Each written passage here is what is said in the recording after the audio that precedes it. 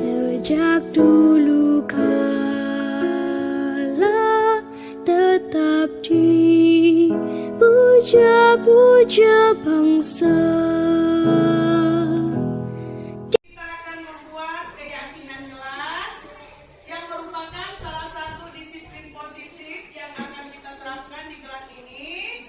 Silakan nanti kalian tuliskan nilai-nilai apa saja yang perlu kita terapkan di kelas ini, sehingga dengan keyakinan kelas akan tercipta suatu budaya positif di kelas dan menghasilkan budaya positif di sekolah. Ya, silakan kalian bisa menuliskan nilai-nilai apa saja yang akan kita terapkan, kita yakini di kelas ini untuk membentuk suatu budaya positif di kelas. Silakan anak-anak memberikan pendapatnya, dituliskan apa saja yang perlu kita lakukan untuk melakukan budaya positif di kelas ini. Kita tempelkan dulu apa nilai-nilai keyakinan kelas apa yang akan kita lakukan. Sudah selesai anak-anak?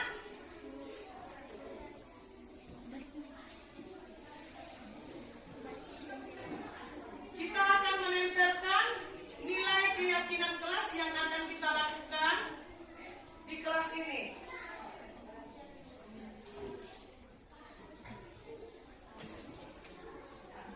Sudah? Sudah selesai? Sudah. Ya, kita mulai dari ketua kelas dulu, menempelkan nilai keyakinan kelas apa yang perlu kita lakukan di kelas ini. Mulai dari ketua kelas kita. Ya.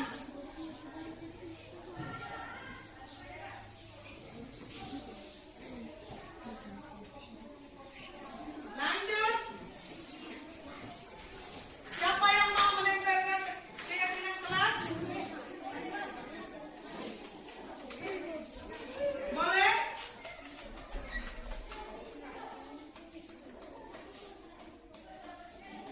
Lanjut lagi, siapa?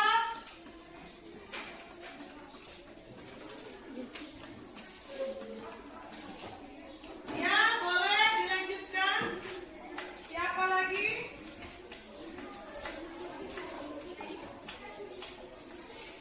Boleh?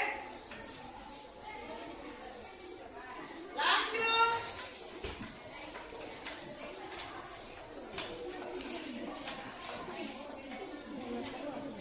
Siapa lagi? Boleh?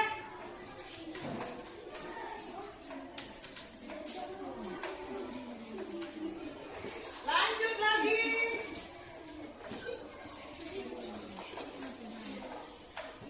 Perempuan di bawah. Siapa siswinya? Boleh?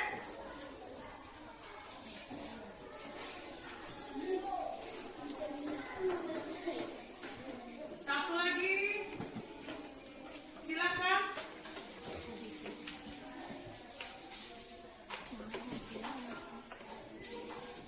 Yang perempuan dahulu. Nanti laki-laki lagi di selanjutnya. Ayo. Lanjut.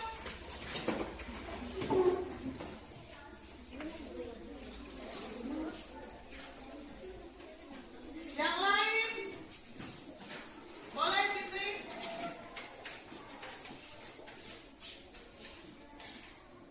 Lanjut. Lanjutkan.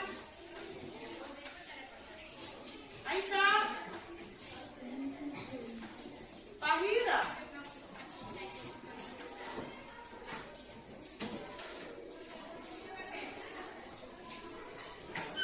Salwa. Ara.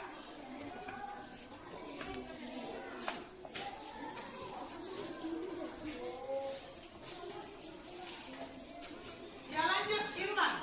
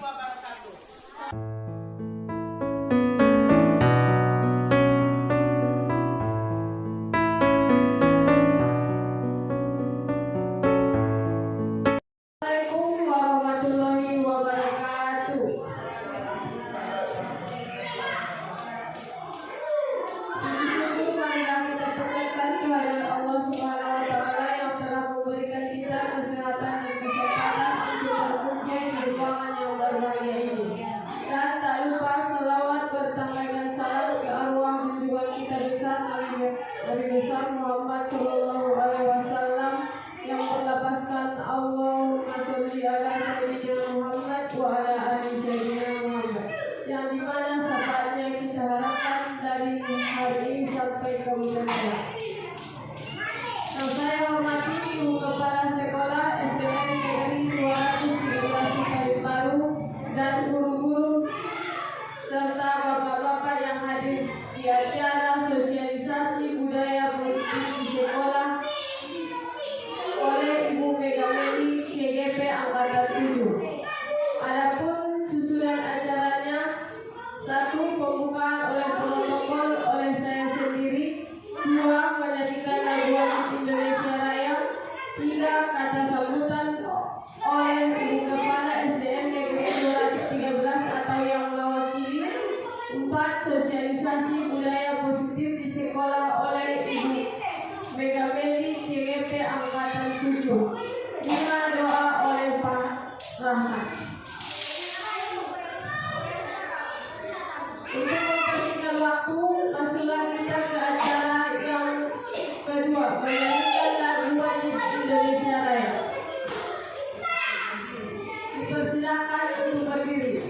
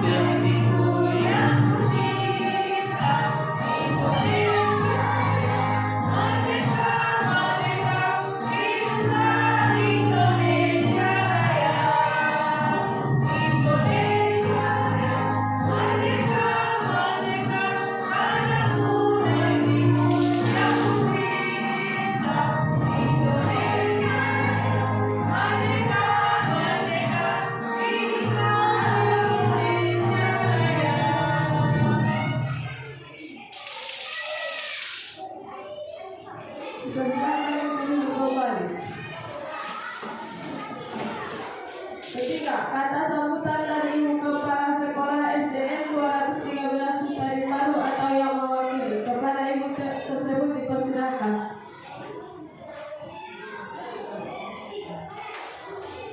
Assalamualaikum warahmatullahi wabarakatuh.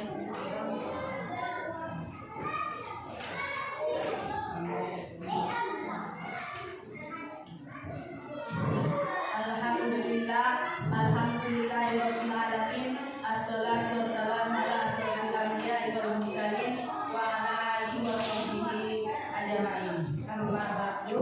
Puji syukur marilah sama-sama kita panjatkan kepada Allah Subhanahu wa taala yang telah melimpahkan rahmat taufik dan hidayahnya kepada kita semua buat berkumpul di ruangan kita yang berbahagia ini dalam rangka sosialisasi budaya positif oleh saudara kita Megameli CGP Angkatan 7. Dan sholawat serta salam marilah sama-sama kita hadiahkan kepada besar Nabi kita Muhammad Sallallahu Alaihi Wasallam dengan ucapan Allahumma sholli ala Sayyidina Muhammad wa ala ali Sayyidina Muhammad.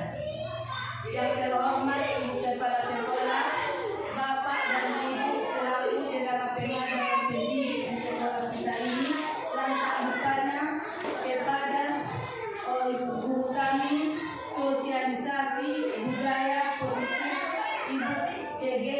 angkatan 7 dan sekolah kita ini Ibu Melamili. Yang pada hari ini kita mengadakan sosialisasi budaya positif di sekolah yang diselenggarakan oleh CGP Angkatan 7 dan sekolah kita.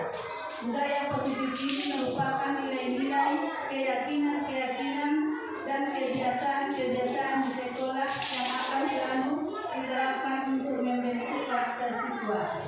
Oleh karena itu, marilah kita sama-sama mengikuti sosialisasi budaya positif ini dengan sebaik-baiknya agar kita bisa menerapkan dan melakukan perubahan di sekolah menuju pembentukan karakter siswa yang sesuai dengan profil pelajar Pancasila.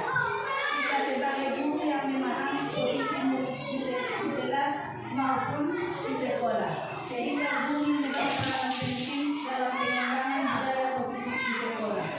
Semoga sosialisasi yang sederhana ini dapat memberikan banyak manfaat bagi kita semua dalam meningkatkan budaya positif di sekolah. Sekian dulu kata sambutan dari saya. Kami sudahi dengan ucapan Assalamualaikum warahmatullahi wabarakatuh.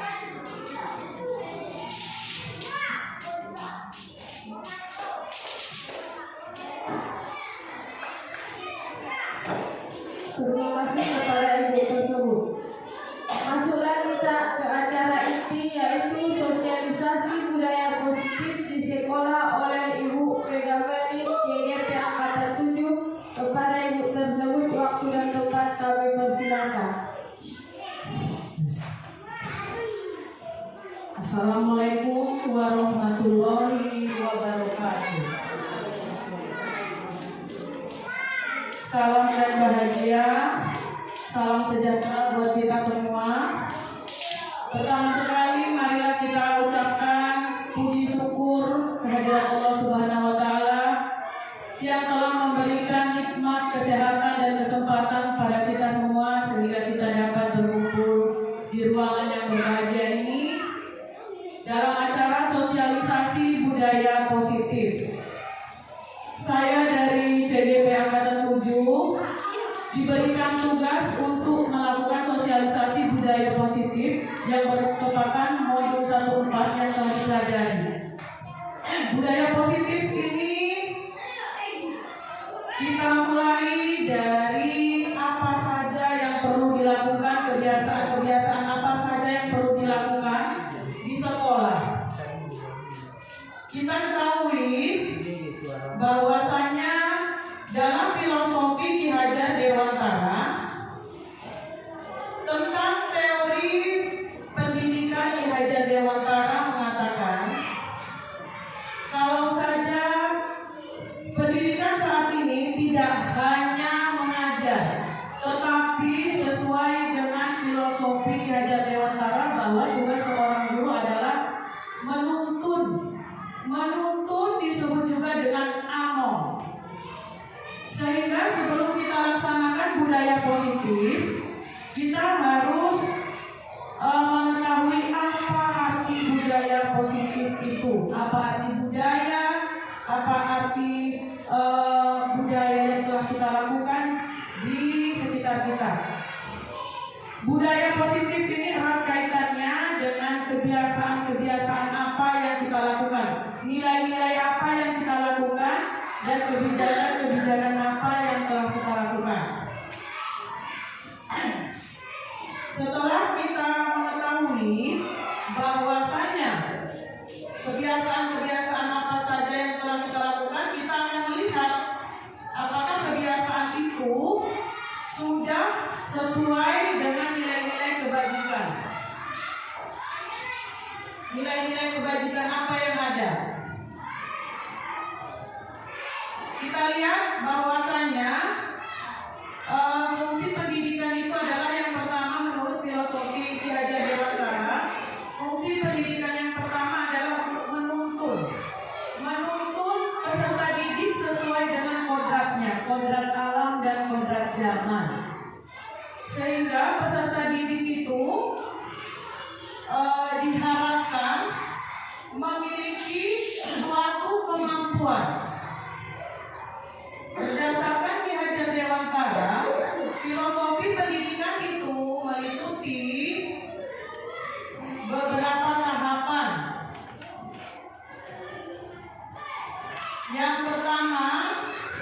kita lihat bahwa bagaimana kita berinteraksi. Filosofi pendidikan yang pertama bahwasanya Ki Hajar Dewantara mengatakan dasar pendidikan Ki Hajar Dewantara yang pertama adalah menuntun. Maksud dari pendidikan itu adalah menuntun segala kekuatan kodrat yang ada pada anak agar mereka dapat mencapai keselamatan dan kebahagiaan yang setinggi-tingginya sebagai manusia maupun anggota masyarakat. Kita sebagai guru hanya menuntun, bukan kita semuanya yang mengarahkan anak. Itulah dasar pendidikan sekarang. Kita hanya menuntun. Kalau pendidik itu hanya dapat menuntun tumbuh kembang atau hidupnya kekuatan kodrat yang ada pada anak-anak agar dapat tumbuh memperbaiki lakunya, hidup dan tumbuhnya kekuatan kodrat anak. Karena tujuan kita adalah menuntun, nama lainnya adalah among. Kita itu melakukan among sesuai dengan filosofi Ki Hajar Dewantara selanjutnya. Semboyannya yang pertama inkarso sungkulodo, imadyo mangunkarso dan kukuri handayani.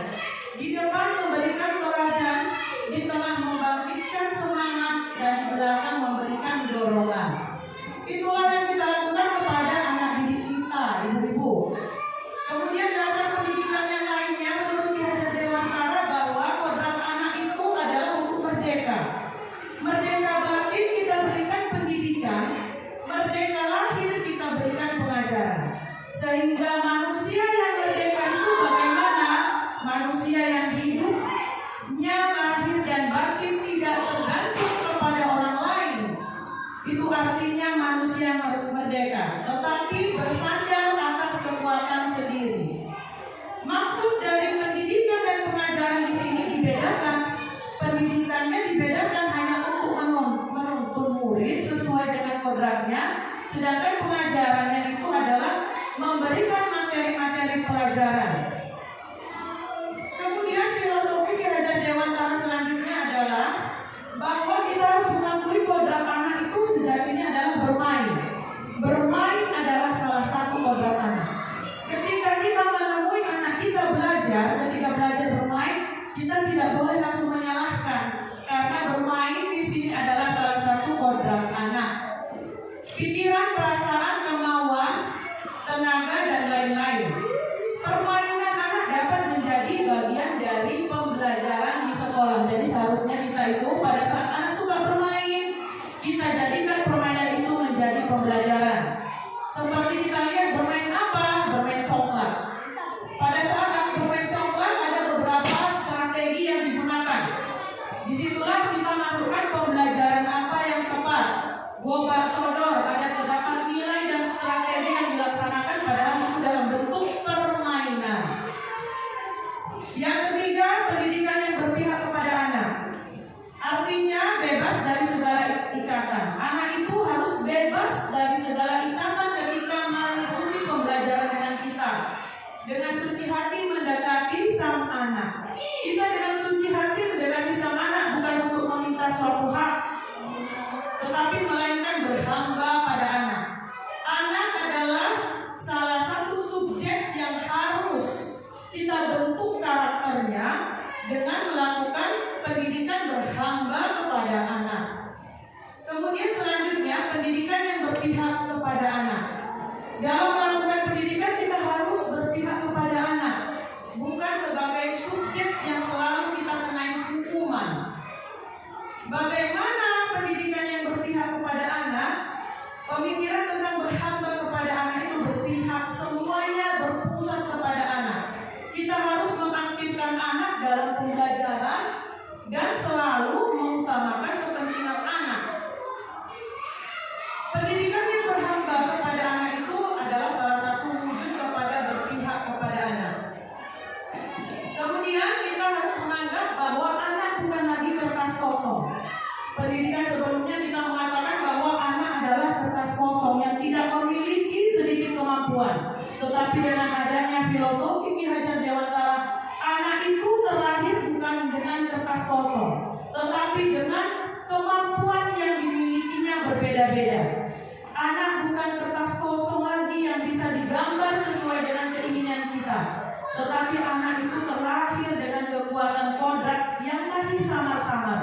tujuan kita adalah menebalkan garis yang sama-sama itu menjadi satu karakter yang utuh, menjadi manusia yang merdeka. Sekarang pertanyaannya, bagaimana menebalkannya? Kita sebagai guru yang menebalkannya ketika kodrat itu sudah ada pada anak. Menebalkan aku dengan kekuatan konteks diri anak sesuai dengan sosial kultural budayanya. Di mana kita tinggal, disitulah kita lakukan bagaimana cara menebalkan kemampuan anak. Dari anak bukan lagi kertas kosong, maka kita akan melakukan beberapa kegiatan-kegiatan yang dimaksud dengan budaya positif. Karena anak itu terlahir dengan berbagai kemampuan atau kompetensi. Karena itu kita harus melihat apa yang dimaksud dengan budaya positif. Dari beberapa tujuan pendidikan berdasarkan filosofi Ki Hajar Dewantara, maka kita tahu bahwa budaya positif itu adalah suatu pembiasaan yang bernilai positif, di dalamnya mengandung sejumlah kegiatan yang mampu menumbuhkan karakter budaya murid. Budaya positif itu perlu dibangun dalam suatu kelas. Sebelum kita melakukan budaya positif, yang pertama kita bangun adalah lingkungan kelas kita dulu. Lingkungan kelas kita dulu. Untuk mewujudkan budaya positif dilakukan sejak dini, mengingat dalam prosesnya membutuhkan waktu yang lama, Bapak Ibu. Kita mulai dari lingkungan kelas. Guru dapat menerapkan budaya positif kita dari diri kita duluan, yang bekerja sama, yang berkolaborasi dengan sesama kita, baru kita bentuk bagaimana karakter murid. Pembentukan budaya positif di sekolah diawali dengan pembentukan budaya positif di kelas. Pembentukan budaya positif di kelas, kita harus mulai dari yang pertama, budaya positif mulai dari diri sendiri, mulai dari hal kecil dan mulai saat ini. Dengan pembentukan itu, maka langkah selanjutnya kita akan membuat kesepakatan kerja, kesepakatan kelas. Jadi budaya positif ini terbentuk di sekolah, itu dimulai dari pembentukan budaya positif di kelas. Bagaimana pembentukan budaya positif di kelas? Yang pertama, kita bisa melakukan membuat keyakinan kelas. Guru bersama dengan murid melakukan keyakinan kelas, membuat keyakinan kelas. Apa contohnya? Seperti pada gambar itu, yang pertama bertanggung jawab mengerjakan tugas piket. Yang kedua bersikap jujur. Yang keempat, yang kedua bersikap jujur. Yang keempat bisa bersikap tenang pada saat pembelajaran berlangsung. Yang keempat bersikap sopan dan menghormati guru. Yang kelima saling menghormati atau yang lain. Hidup rukun dan banyak lagi nilai-nilai kebajikan yang bisa kita tuang pada keyakinan kelas. Kemudian kita lihat lingkarannya. Ketika budaya kelas, budaya positif ini akan kita lakukan, kita mulai dari peraturan kelas dulu. Kita harus lakukan dari hal yang kecil, peraturan kelas, kemudian kita tingkatkan menjadi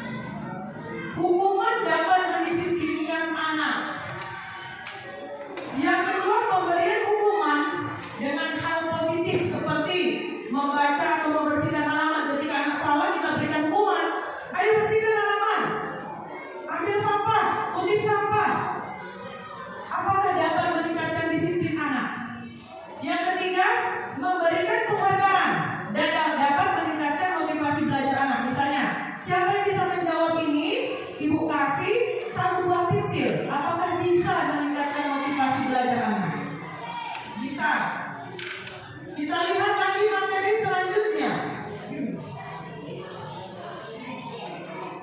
Nah, kita lihat di dalam budaya positif ada yang pertama materi perubahan paradigma. Kita akan melakukan perubahan yang Ibu. Kita akan melakukan perubahan bahwasanya dengan memberikan hukuman anak belum tentu kita bisa mendisiplinkan anak. Kita harus melakukan perubahan. Apa akan kita lakukan? Kegiatan kepala tangan. Adakah ada A dan B? Anda dan teman Anda, saya dengan Ibu, 2 orang teman. Sobeklah secari kertas, tuliskan benda atau sesuatu yang sangat berharga untuk Anda. Letakkan di salah satu tangan Anda dan genggam benda tersebut dengan segala daya. Buatlah sebuah kepalan. Di dalam ini ada sebuah benda di tangan Anda, ibu-ibu. Teman Anda akan mencoba dengan sebuah tenaga dengan berbagai cara untuk membuka benda yang ada di tangan kita.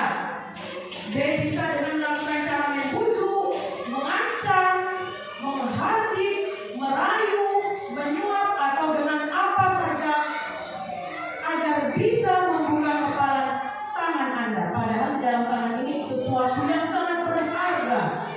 Apa yang terjadi? Apakah Ibu mau membuka kepala tangan? Atau Ibu tetap tidak mau membuka kepala tangan? Itu dia paradigmanya. Sekarang kita lihat, apa sih jawabannya? Jawabannya adalah kita mengarah kepada posisi kontrol. Yang kita genggam itu adalah sesuatu yang berharga. Kita ibaratkan yang kita genggam adalah murid kita yang paling berharga. Apakah Ibu akan membukanya? Nah, ini dia tergantung pada posisi kontrol. Di dalam budaya positif ada namanya paradigma perubahan paradigma teori kontrol. Yang pertama, ilusi guru mengontrol murid. Ilusi ini kita bayangkan kita harus bisa mengontrol semua murid. Ilusi ini bayangan, angan-angan atau impian kita. Yang kedua, ilusi bahwa kritik membuat orang dewasa merasa bersalah, dapat menguatkan karakter. Ketika kita membuat merasa bersalah, apakah akan dapat menguatkan karakter? Itu dia sekarang. Apakah dapat menguatkan karakter? Yang ketiga, ilusi bahwa semua penguatan positif efektif dan bermanfaat. Misalnya, bagus nak, kamu bagus, sudah bisa menjawab, sudah bisa menyelesaikannya. Bagaimana dengan murid yang lain? Yang keempat, ilusi bahwa orang dewasa memiliki hak untuk memaksa. Kita orang dewasa, anak-anak kita orang yang masih kecil. Jadi kita memiliki hak untuk memaksa kepada murid. Perubahan paradigma seperti itulah yang akan kita lakukan. Perubahan-perubahan itu. Ilusi bahwa guru dapat mengontrol murid, bahwa ilusi bahwa kritik membuat orang merasa bersalah. Kamu salah. Tadi kamu ribut. Anak-anak tadi kamu ribut. Dapat menguatkan karakter siswa. Yang ketiga adalah ilusi bahwa semua penguatan positif bagus, ya bagus. Bagaimana dengan siswa yang lain? Ini semuanya adalah posisi kontrol kita sebagai guru.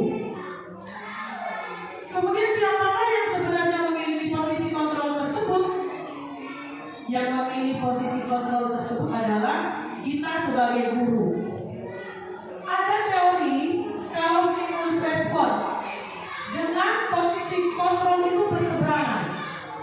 Ini 2 tabel yang berbeda. Yang pertama kita masih menggunakan stimulus respon. Kita mencoba mengubah orang agar berpandangan sama dengan kita. Kita berusaha mengubah murid kita agar sesuai dengan keinginan kita. Itu paradigma yang lama. Sekarang kita harus beralih kepada teori kontrol dan pilihan. Apa katanya? Kita berusaha memahami pandangan orang lain tentang dunia. Kita harus memahami bagaimana pandangan orang lain dan tidak memaksa agar bersama pandangan dengan kita. Teori stimulus respon yang kedua, perilaku buruk dilihat sebagai suatu kesalahan. Kita selalu menganggap kalau yang buruk, dia itu selalu buruk melakukan kesalahan, ribut-ribut itu sebagai suatu kesalahan. Tetapi dengan adanya paradigma baru teori kontrol, kita bisa tujuan. Kenapa si A ikut? Kenapa si B ikut? Kenapa si A bandel?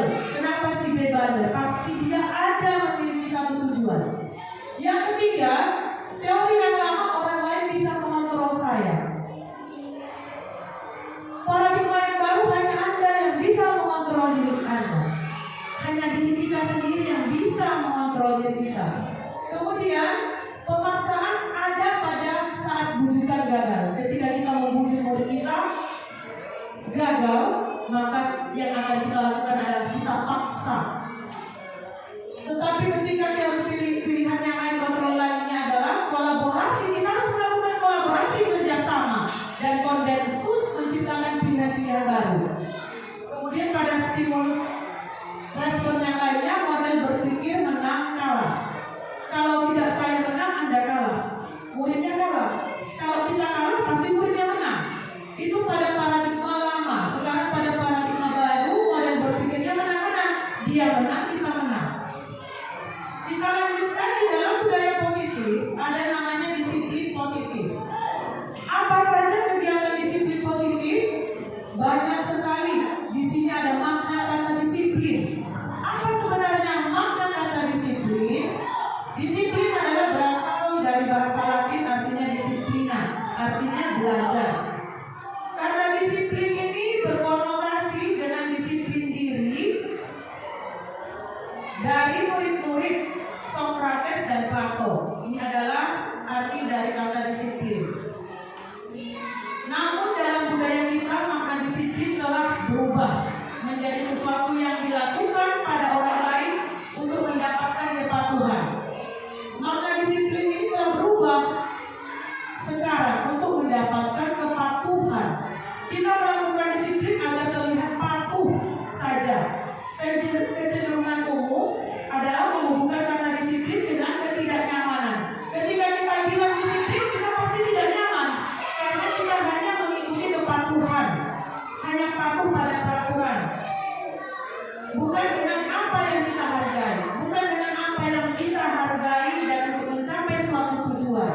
Kita melakukan kata disiplin ketika kita takut dan tidak nyaman untuk melakukan suatu kepatuhan. Di dalam budaya positif ada nilai-nilai kebajikan yang universal. Nilai-nilai kebajikan ini adalah sifat-sifat positif manusia yang merupakan tujuan mulia yang ingin dicapai. Ketika kita melakukan budaya positif, terdapat nilai-nilai perbuatan yang ingin dicapai. Apa saja nilai-nilai itu? Kita lihat nilai-nilai itu apa saja. Tentu saja nilai-nilainya itu sesuai dengan profil pelajar Pancasila. Nilai-nilai yang kita harapkan dari siswa adalah nilai-nilai dari profil pelajar Pancasila. Ada 6 poin. Yang pertama, beriman bertakwa kepada Tuhan Yang Maha Esa. Yang kedua, mandiri. Yang ketiga, bernalar kritis. Yang keempat, berkebinekaan tunggal. Yang kelima, bergotong royong. Dan yang keenam adalah kreatif.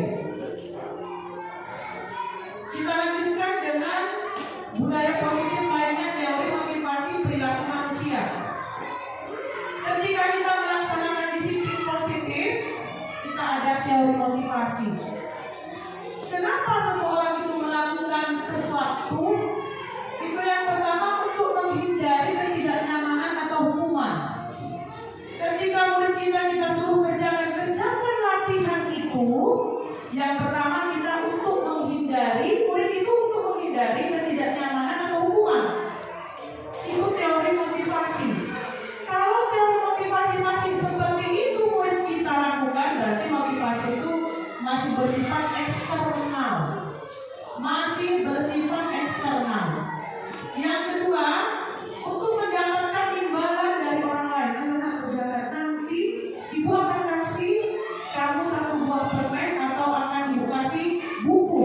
Berarti itu kita melakukan sesuatu untuk mendapatkan imbalan. Yang ketiga, untuk menghargai diri sendiri. Saya akan menjadi orang yang seperti apa jika saya melakukannya.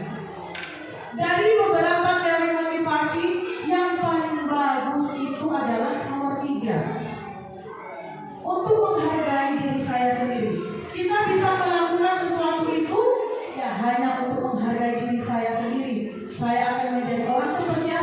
bila saya melakukannya.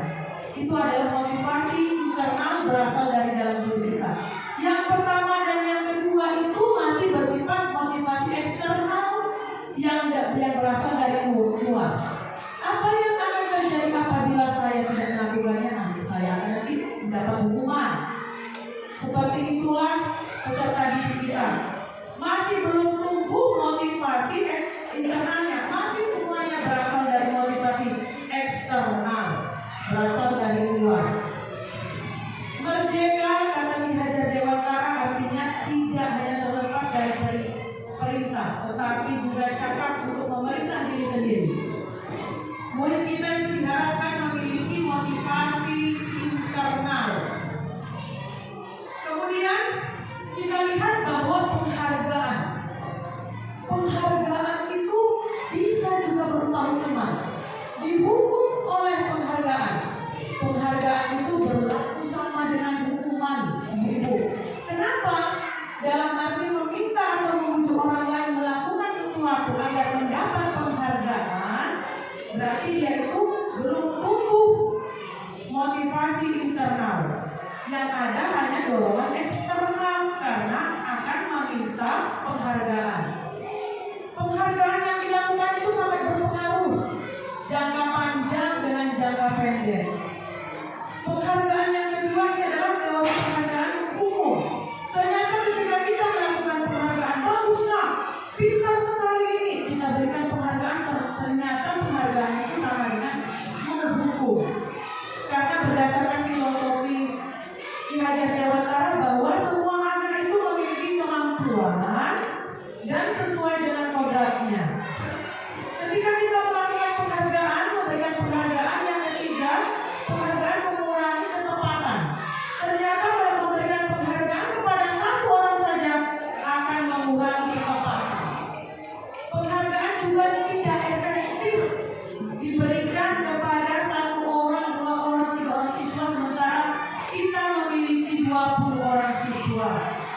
Penghargaan juga dapat merusak hubungan. Pemberian penghargaan akan merusak hubungan.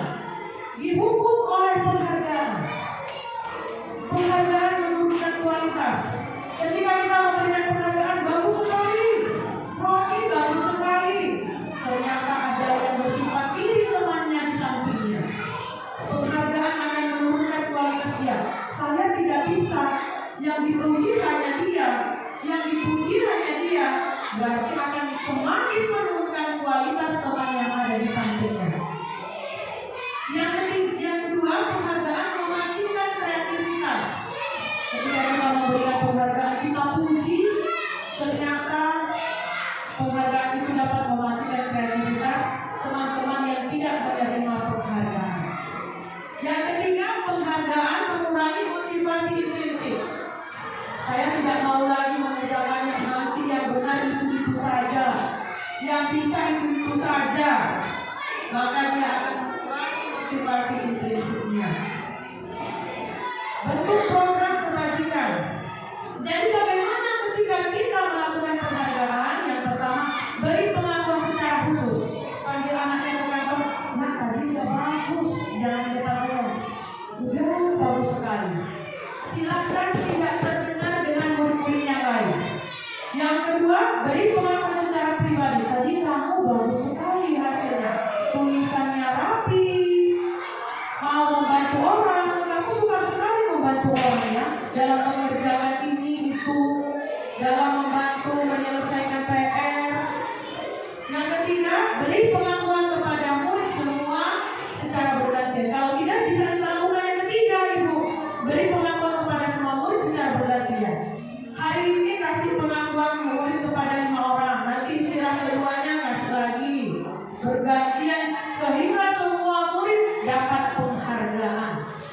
Berikan pengakuan secara konsisten sesuai dengan bidangnya, kemudian fokus pada proses.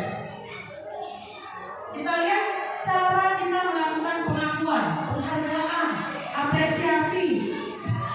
Kemarin saya perhatikan rasa empatimu besar sekali pada saat menolong murid baru di kelas kita. Ada 3 tahap. Yang pertama kita buka,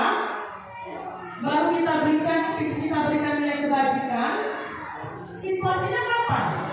Jadi kita memberikan penghargaan lengkap. Kita buka nilai kebajikan apa yang akan kita berikan pada dia. Kemudian situasinya kapan? Yang kedua, cara memberikan apresiasi kepada murid. Saya menghargai kepedulianmu pada saat kamu membantu teman-temanmu di tugas kelompok. Yang ketiga, terima kasih untuk rasa tanggung jawabmu pada saat kamu memungut kertas-kertas yang berserakan di lantai. Jadi kita memberikan apresiasi, penghargaan lengkap dengan bagian-bagian pembuka, nilai-nilai kebajikan, dan situasinya apa. Kita lihat apa saja tindakan kita ketika melakukan gaya positif. Yang pertama, mencatat 100 kali di dalam buku kalimat saya tidak akan terlambat lagi karena terlambat ke sekolah. Di sini Bapak Ibu kita harus melihat hukuman atau konsekuensi. Hukuman itu nanti bersifatnya, sifat dari hukuman berbeda dengan konsekuensi. Kita diharapkan menghindari hukuman, tapi kita akan beralih kepada konsekuensi. Konsekuensi ini sifatnya tidak menyakitkan karena sudah terjadi kesepakatan antara guru dengan murid. Tetapi ketika hukuman hanya berlaku satu arah dari guru kepada murid, sehingga mengakibatkan apa? Murid merasa dendam, merasa sakit hati. Jadi sebaiknya kita harus melakukan konsekuensi. Bagaimana cara melakukan konsekuensi? Kita adakan kesepakatan antara kita dengan guru. Nanti kalau kita tidak mengerjakan PR, bagaimana? Kita sepakat. Kalau nanti tidak mengerjakan PR, anak-anak nanti disuruh menyapu kelas waktu istirahat. Sepakat. Ketika semua murid sudah melakukan kata sepakat, baru kita bilang itu konsekuensi. Tapi ketika kita memberikan hukuman secara tiba-tiba, hukuman itu akan sangat berdampak sekali kepada murid. Dampak apa saja yang kita lihat nanti ke belakang. Mencatat 100 kali di dalam buku kalimat, saya tidak akan terlambat lagi karena terlambat ke sekolah. Hukuman atau konsekuensi? Hukuman. Kita simpan jawabannya. Lari mengelilingi lapangan basket 2 kali karena terlambat hadir ke sekolah. Hukuman atau konsekuensi? Hukuman. Boleh. Yang ketiga, murid diminta untuk push up. Sudah ada kegiatan fisik 15 kali karena tidak menggunakan masker ke sekolah. Hukuman atau konsekuensi? Ibu? Hukuman. Yang keempat, menggantikan kertas tugas teman yang telah dicoret-coret. Ketika ada anak murid kita jahil, dia mencoret-coret, maka dia disuruh mengganti. Hukuman atau konsekuensi? Konsekuensi. Boleh. Kita nanti lihat jawabannya. Membersihkan tumpahan air di meja tulis karena tersenggol pada saat belajar. Dia membersihkannya karena dia menumpahkannya. Konsekuensi. Yang kelima, yang selanjutnya, murid disuruh untuk mengenakan sepatu seharian di sekolah karena tidak mengenakan sepatu hitam. Dia tidak mengenakan sepatu hitam. Hukuman atau konsekuensi? Hukuman. Kita bilang, kita simpan. Lari mengelilingi lapangan basket 2 kali karena terlambat 10 menit untuk pelajaran PJ lokal. Hukuman. Kita lihat ini jawaban yang paling tepat. Mencatat 100 kali ibu-ibu, hukuman. Lari juga hukuman. Murid diminta untuk push up, hukuman. Menggantikan kertas, konsekuensi. Kemudian membersihkan tumpahan air juga konsekuensi. Murid disuruh untuk tidak mengenakan sepatu seharian, hukuman. Lari mengelilingi lapangan basket 2 kali karena terlambat, konsekuensi. Itu dia perbedaannya. Ketika anak melakukan kesalahan, janganlah langsung diberikan hukuman. Kita harus melakukan restitusi namanya, Bu. Restitusi itu adalah proses menciptakan kondisi bagi murid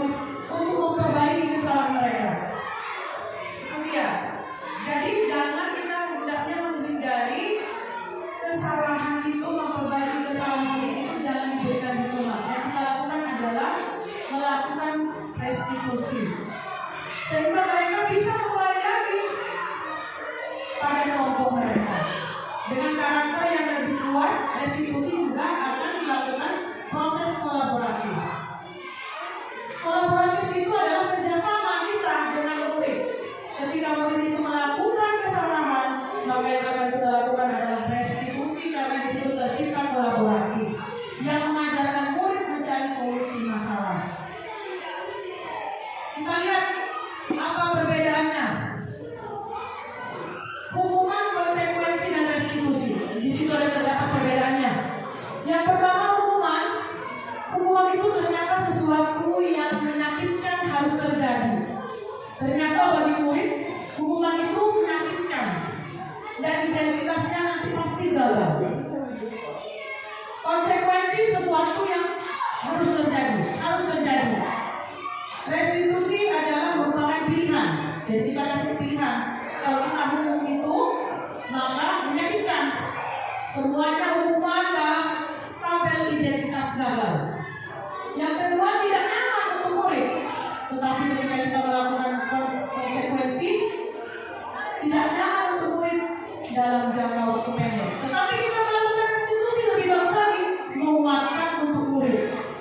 Jadi setiap kesalahan murid itu kita bisa melakukan 3 tindakan ini. Yang paling bagus adalah restitusi. Yang keempat, korban mendapatkan keadilan.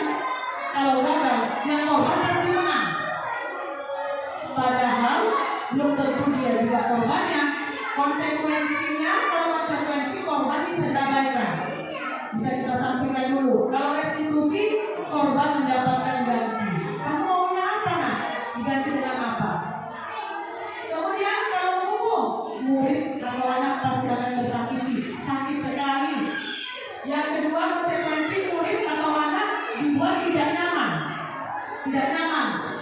Tapi ketika restitusi, anak mendapatkan kekuatan. Anak ternyata semakin kuat.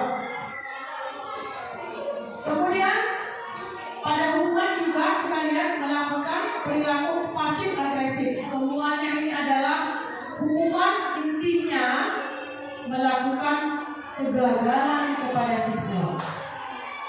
Sedangkan identitas sukses itu pada kata konsekuensi dan segitiga restitusi. Di sini terdapat perbedaannya. Peraturannya adalah ini, kamu harus begini, itu pada hukuman. Tetapi ketika pada konsekuensi, apa peraturannya? Mampukah kamu melakukannya? Kita harus tahu, kita harus memberikan pilihan mampu atau tidak. Kemudian restitusi, apa yang kamu yakini? Kita kembali ke keyakinan kelas. Makanya budaya positif itu dimulai dari dalam kelas, membuat keyakinan kelas untuk sama-sama kita lakukan.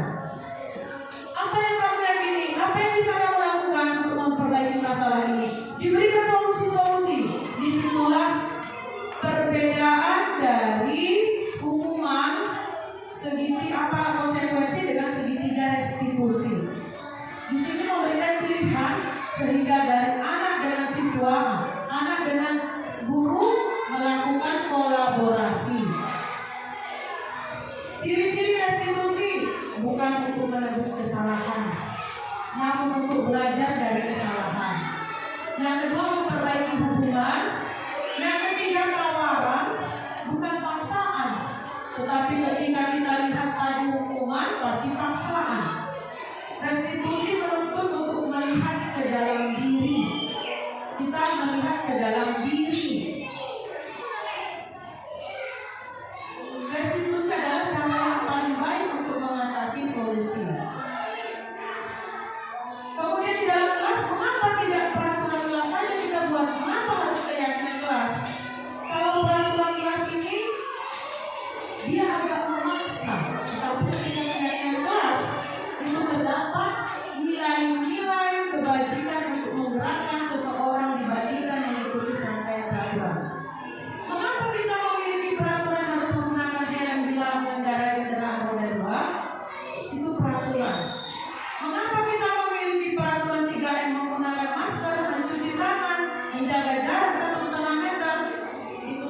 peraturan. Kita lihat lagi, kalau peraturan kelas itu masih dalam lingkup kecil, kita harus mengembangkannya menjadi keyakinan kelas. Setelah keyakinan kelas terbentuk, maka yang akan tercipta adalah lingkungan positif. Setelah lingkungan positif terbentuk, maka yang terakhir kita akan memperoleh budaya positif sekolah. Ini contoh keyakinan kelas atau kesepakatan kelas sama. Yang pertama, datang tepat waktu, mengucapkan salam, menjaga kebersihan sekolah, berdoa sebelum dan sesudah kegiatan, aktif dalam pembelajaran, tertib. Jadi nilai kesepakatan kelas itu bisa berisi 5-8, Ibu. Sehingga semuanya, anak-anak dan gurunya pun bisa melakukan kesepakatan kelas. Kami guru dan murid saling menyayangi dalam kesepakatan kelas. Contoh lagi keyakinan kelas, hormat. Kami meyakini bahwa sangat penting untuk menghormati semua orang dan barang milik orang lain. Sehingga ketika kita lakukan keyakinan kelas, maka semuanya akan berjalan dengan sebaik mungkin.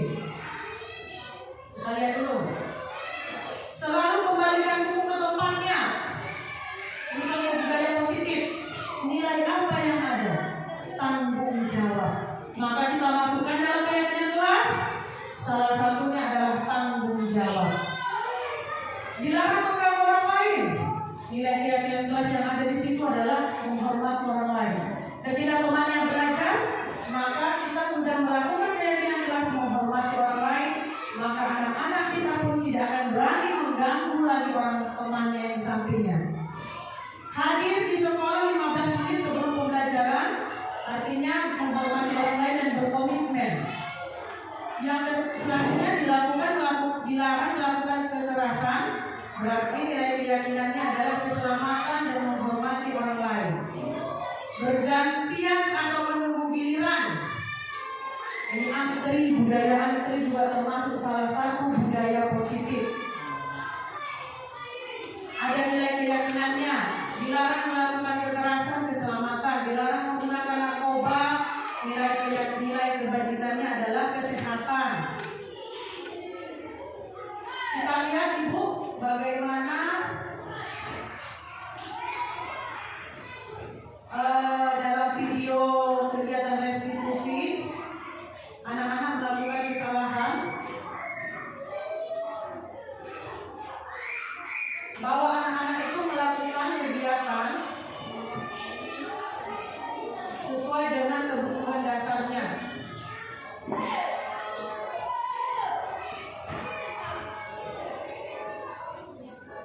Kita lihat pada video berikut ini.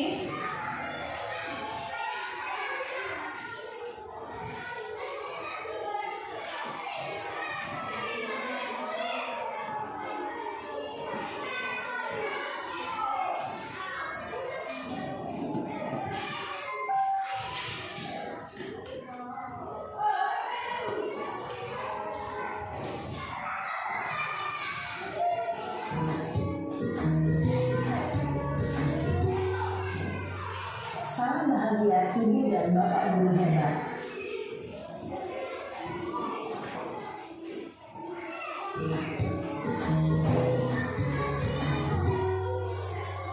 Salam bahagia ibu dan bapak guru hebat. Dalam penerapan disiplin positif restitusi, salah satu program yang dikembangkan adalah 5 posisi kontrol. 5 posisi kontrol dalam restitusi adalah proses perjalanan seorang pendidik agar dapat mengenali dirinya. Pada video kali ini, kita akan membahas tentang 5 posisi kontrol yang dikembangkan oleh Dian Boston dan contoh penerapannya.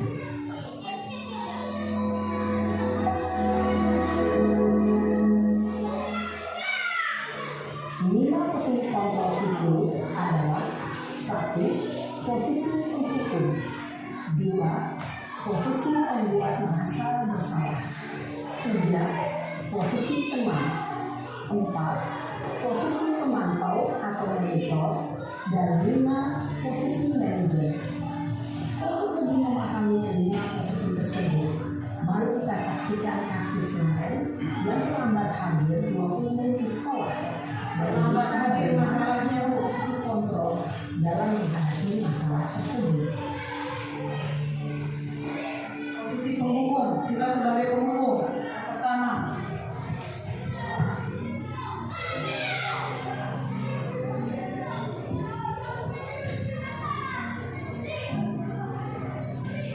Naren, sini kamu. Selamat pagi Bu. Selalu terlambat. Kamu deh, pasti terlambat. Maaf Bu, saya Apa? Apa coba? Alasan kamu apa lagi? Kapan sih kamu tidak terlambat? Malas sekali ya kamu jadi anak. saya Dasar pemalas.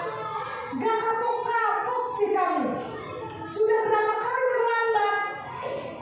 Sana, kamu keliling lapangan basket 2 kali. kenapa saya harus ke lapangan basket Bu? posisi penghukum. Kenapa? Kamu lawan ibu. Berani-beraninya jawab.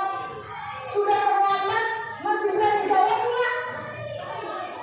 Sekarang, keliling lapangan basket 5 kali sekalian. Biar kapok. Cepat. Pergi sana ke lapangan basket. Posisi penghukum biasanya berbicara dengan nada tinggi, menunjuk-nunjuk, menyakiti, dan menyindir. Hukuman bisa berupa fisik maupun psikis. Ibu dan bapak guru hebat. Dampak yang terjadi pada murid ketika guru berada pada posisi penghukum adalah murid cenderung akan memberontak, bahkan menyimpan dendam.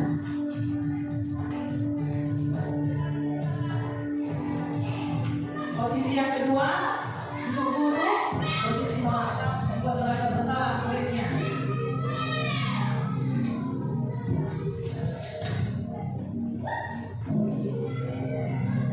Naren!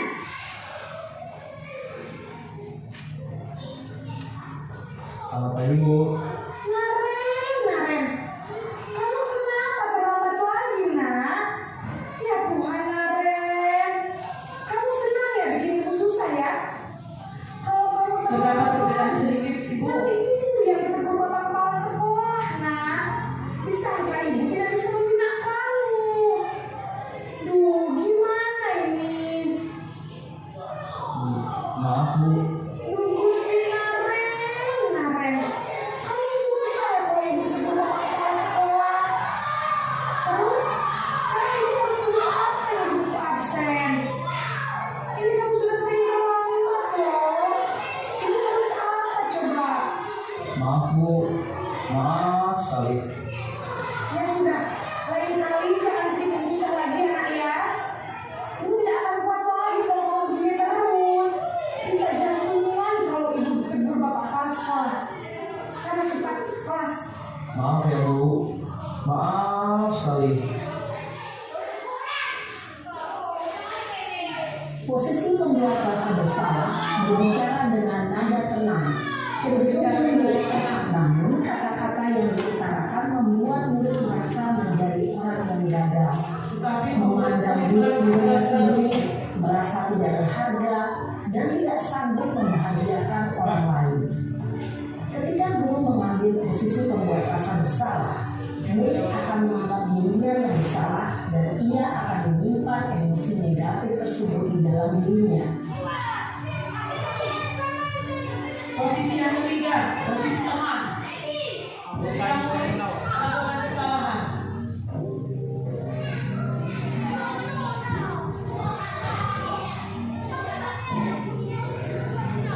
Naren!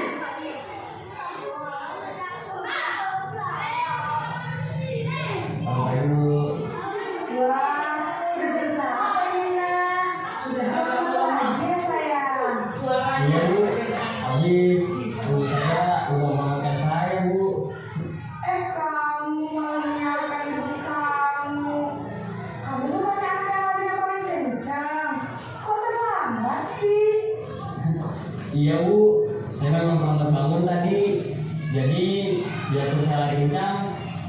tetap gak kejar Bu.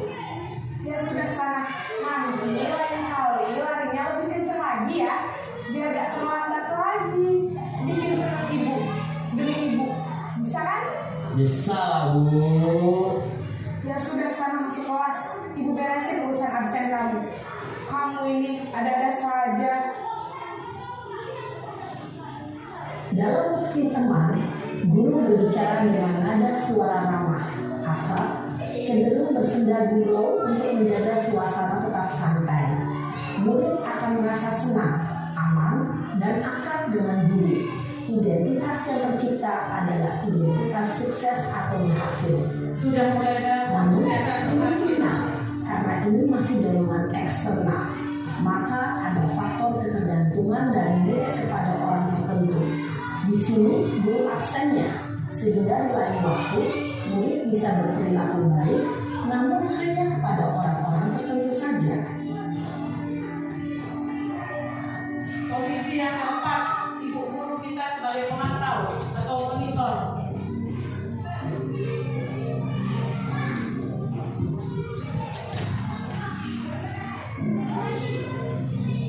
Naren,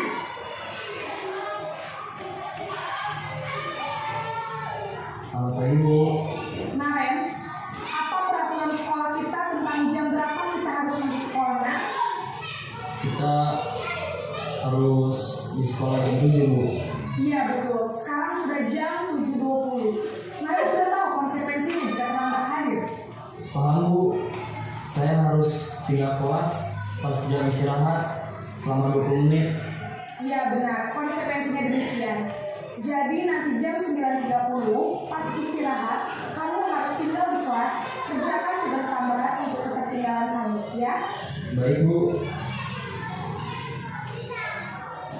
Posisi pemantau mengandalkan penghitungan atau data untuk mengontrol murid. Guru mengarahkan murid berdasarkan peraturan dan konsekuensi.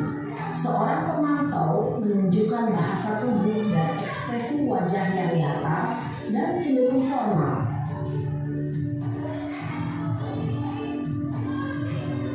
Posisi yang paling bagus ibu untuk kita terapkan, posisi manajer.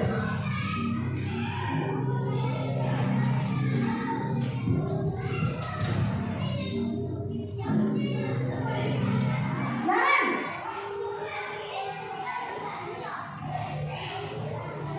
Selamat pagi Bu. Selamat pagi Naren. Maaf Bu, saya terlambat. Iya, sekolah masuknya jam 7, sekarang sudah jam 7.20. Jadi sekarang bagaimana nih Naren? Maaf Bu, saya lupa setel alarm saya semalam. Baiklah, menurut kamu, keyakinan sekolah yang mana yang perlu kamu tingkatkan? Menghargai diri sendiri dan orang lain mungkin ya Bu. Setuju. Jadi, apakah Naren meyakini prinsip saling menghormati tersebut? Iya Bu, saya meyakininya. Apakah Naren bersedia memperbaiki masalah keterlambatan ini? Bersedia Bu. Bagaimana kamu akan memperbaiki masalah keterlambatan ini? Saya akan coba untuk tidak lupa menyetel alarm saya Bu. Baik, kalau Naren lupa menyetel alarm di rumah, ada orang yang kira-kira bisa bantu mengingatkan tidak? Ada Bu, kakak saya, Kak Emma. Ada lagi selain Kak Emma? Selain Kak Emma, ada ibu saya. Baik, jadi yang mengingatkan Naren adalah Kak Emma dan ibu kamu ya? Kira-kira akan mulai start alarm kapan nih Naren? Setelah pulang sekolah, akan segera saya lakukan. Baik, jadi Naren akan setel alarm untuk bangun besok pagi dan akan diingatkan oleh kakak dan ibunda Naren ya? Ada lagi yang mungkin perlu dilakukan Naren? Agar tidak terlambat bangun lagi. Tidak ada Bu. Baik Naren, terima kasih untuk kerjasama kamu. Sekarang kamu perlu kembali ke kelas untuk belajar. Baik Bu, terima kasih. Posisi manajer adalah posisi kontrol yang disarankan untuk membimbing murid memiliki sikap disiplin yang positif, yaitu murid yang mandiri, bertanggung jawab, dan dapat memecahkan masalah. Tujuan dari posisi ini adalah agar murid dapat berefleksi atas tindakannya. Guru akan lebih tulus memberikan pertanyaan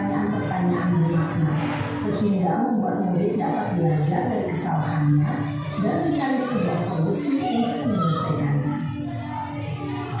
Ibu dan bapak guru hebat, setelah mengamati adegan kelima posisi kontrol tadi, kira-kira posisi mana yang paling ideal? Posisi mana yang dapat menunjang motivasi intensif murid? Ya, tentu posisi manajer. Posisi ini memang posisi ideal yang ingin dituju setiap pendidik. Pada posisi inilah, guru dapat menerapkan disiplin positif yang berpihak pada murid, yang memerdekakan murid. Perjalanan seorang pendidik tentunya tidak mudah untuk sampai pada posisi seorang manajer. Namun, tujuan kita pasti, yaitu menciptakan murid-murid yang mandiri, merdeka, dan bertanggung jawab. Semoga penggambaran 5 posisi kontrol yang telah diperlihatkan ini dapat menjadi ajang refleksi bagi kita semua, agar dapat terus mendesak dan menerapkan disiplin positif yang memerdekakan murid. Mari terus berlatih dan bersemangat. Selamat menerapkan. Salam dan bahagia, Ibu dan Bapak. Ya, kita sudah melihat Bapak Ibu bagaimana posisi kita sebagai guru. Kita memiliki 5 posisi: posisi penghukum, pembuat rasa bersalah, teman, pemantau, dan manajer. Yang kita harapkan adalah kita sebagai guru membuat murid kita ini sebagai posisi manajer. Dengan berbagai kesalahan, kita bisa membandingkan dan kita bisa menerapkan segitiga restitusi sebagai solusi menyelesaikan masalah siswa yang ada di sekolah. Untuk mewujudkan siswa yang mandiri dan bertanggung jawab sesuai dengan merdeka, mandiri, dan bertanggung jawab sesuai dengan profil pelajar Pancasila. Akhirnya, sekian dulu sosialisasi budaya positif di sekolah kita ini. Semoga kita dapat menerapkan apa saja materi yang kita peroleh hari ini untuk perubahan dan mewujudkan merdeka belajar, membentuk karakter murid yang mandiri, merdeka, dan bertanggung jawab sesuai dengan profil pelajar Pancasila. Saya akhiri sosialisasi budaya positif dengan ucapan hamdalah, alhamdulillahirabbil alamin. Assalamualaikum warahmatullahi wabarakatuh.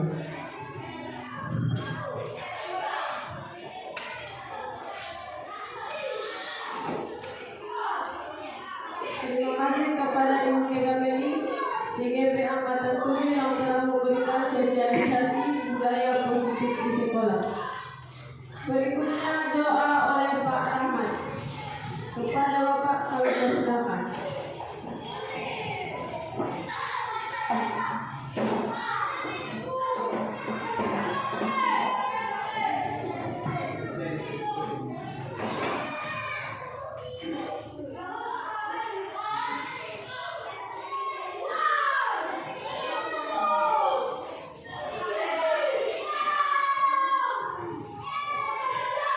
Assalamualaikum warahmatullahi wabarakatuh. A'udzubillahiminasyaitonirrajim. Bismillahirrahmanirrahim. Alhamdulillahirabbil alamin wassalatu wassalamu ala asyrofil anbiya'i wal mursalin wa ala alihi wa sahbihi ajmain. Ya Allah, ya Tuhan kami, tiada kata dan rasa yang pantas kami haturkan kepadamu pada hari ini selain rasa syukur kami padamu atas segala nikmat dan hidayah yang Engkau anugerahkan kepada kami, sehingga kami bisa hadir bersama untuk mengikuti rangkaian acara sosialisasi budaya positif di sekolah. Untuk itu, ya Allah, ya Rahman, ya Karim, jadikan acara kali ini sebagai acara yang Engkau ridhoi, yang membawa barokah, rahmat, taufik, dan hidayah-Mu bagi kami semua. Ya Allah yang Maha mengetahui, ilmu-Mu bagi begitu luas dan tak terbatas. Oleh karena itu, anugerahkanlah kepada kami ilmu yang bermanfaat sebagai bekal kami dalam menjalani kehidupan menuju kebahagiaan di dunia dan akhirat. serta berikanlah kami kekuatan untuk mampu mengamalkan dan menyebarluaskan ilmu yang telah Engkau anugerahkan kepada kami. Limpahkanlah kepada kami yang hadir pada acara kali ini kesehatan, kekuatan, kemudahan dan keikhlasan serta kecerdasan dan kearifan dalam mengikuti sosialisasi ini. Ya Allah yang Maha Pengasih, satukanlah hati kami, padukanlah langkah kami, apungkan pengetahuan dan segarkan pemahaman kami agar kami dapat memetik hikmah yang terkandung di dalamnya. Jadikanlah kegiatan ini sebagai amal ibadah dan dapat terlaksana dengan baik dan sukses. Ya Allah Tuhan yang Maha Pengampun, Engkau Maha mengetahui terhadap kelemahan-kelemahan kami, terhadap kekurangan-kekurangan kami. Maka dari itu, kepadamu-lah kami menyembah, kepadamu-lah kami memohon ampunan dan pertolongan, serta hanya kepadamu kami melakukan pengabdian. Ya Allah, kabulkanlah doa kami dan permohonan kami. Rabbana taqabbal minna innaka antas samiul alim wa tub alaina innaka antat tawwabur rahim. Rabbana atina fid dunya hasanah wa fil akhirati hasanah wa qina adzabannar. Subhana rabbika rabbil izzati amma yasifun wa salamun alal mursalin walhamdulillahi rabbil alamin. Assalamualaikum warahmatullahi wabarakatuh.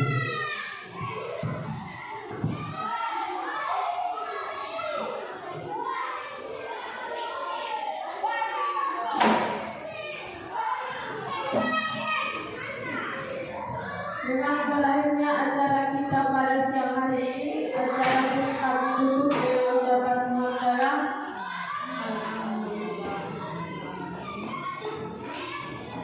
Assalamualaikum warahmatullahi wabarakatuh. Assalamualaikum warahmatullahi wabarakatuh. Nama saya Rahmat Partomuan Dalimunte. Saya teman sejawat dari Ibu Mega Meli CGP Angkatan 7. Saya telah mendengarkan dan memahami bagaimana yang dimaksud dengan budaya positif di sekolah. Dan saya akan menerapkan budaya positif di lingkungan kelas saya terlebih dahulu dengan membuat keyakinan kelas sehingga tercipta budaya positif di lingkungan sekolah. Terima kasih. Assalamualaikum warahmatullahi wabarakatuh. Warahmatullahi wabarakatuh. Nama saya Linda Kurniawati Nasution. Saya teman sejawat Ibu Mega Meli CGP Angkatan 7. Saya telah memahami budaya positif di lingkungan sekolah. Saya akan menerapkan budaya positif dimulai dari lingkungan kelas saya dengan membuat keyakinan kelas sehingga tercipta budaya positif di lingkungan sekolah dan mewujudkan karakter murid yang sesuai dengan profil pelajar Pancasila. Semangat untuk Ibu Mega Meli dan terus berkarya dan berkarya lagi. Salam CGP. Assalamualaikum warahmatullahi wabarakatuh.